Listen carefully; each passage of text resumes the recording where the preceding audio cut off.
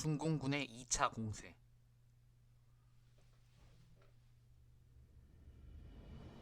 전선의 문제점.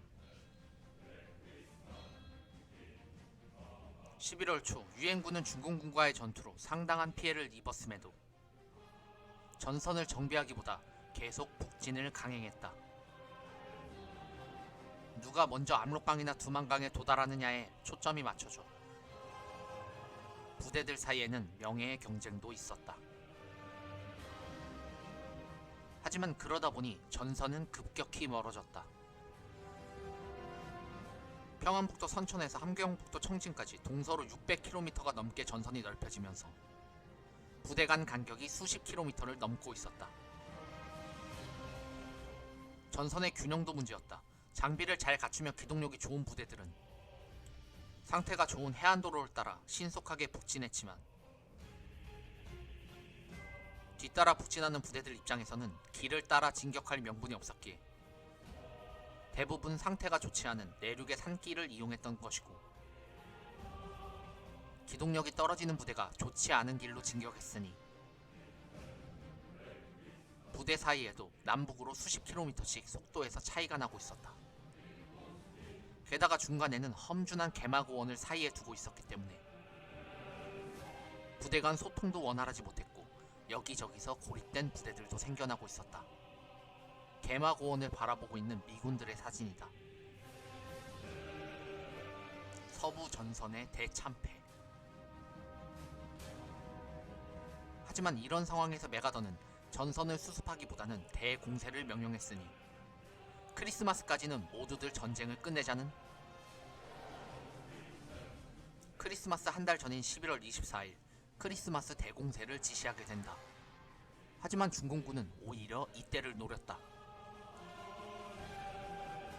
유엔군이 4분 5열식으로 뿔뿔이 흩어져 공세를 취할 무렵 중공군도 대공세로 맞불질 했던 것이다. 전원 공격하자. 중공군은 피리를 부르고 꽹과리를 치고 엄청난 함성과 함께 돌격했다. 때문에 실제 병력수보다 훨씬 많아 보이는 착시 효과를 가져왔다. 게다가 유엔군은 넓게 퍼진 42만의 군대였다면 중공군은 한두 개로 결집된 33만의 병력이었기 때문에 실제 전장에서는 1만 명 정도의 유엔군에 10만의 중공군이 달라붙는 상황이 연출되면서 수적인 우세는 오히려 중공군이 가지고 있었다.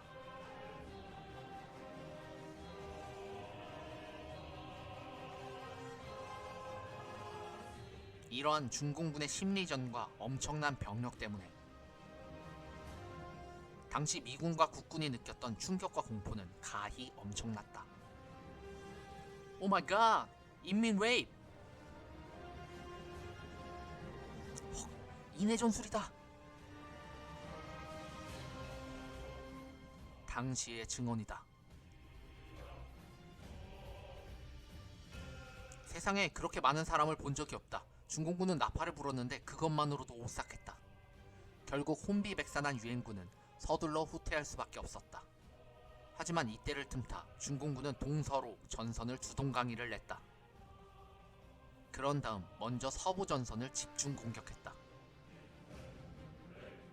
서쪽은 평야지대가 많았기 때문에 작전이 좀 더 신속히 이루어질 수 있기 때문이다.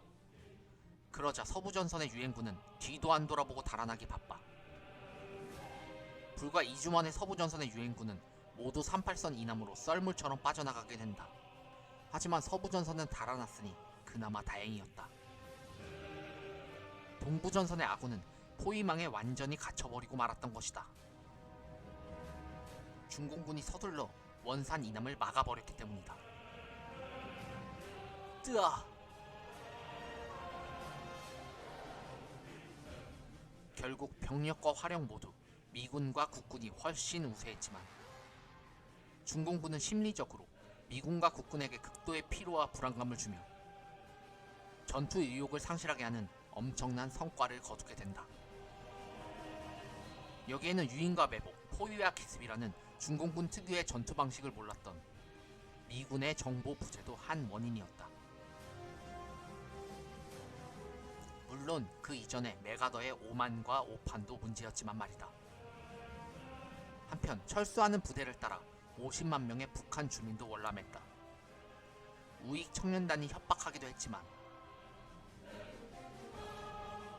피난을 떠나지 않는 자들은 모두 적으로 간주하겠어. 그보다 미군이 조만간 북한 땅에 원자폭탄을 투하할 거라는 소문이 퍼지고 있었기 때문이다.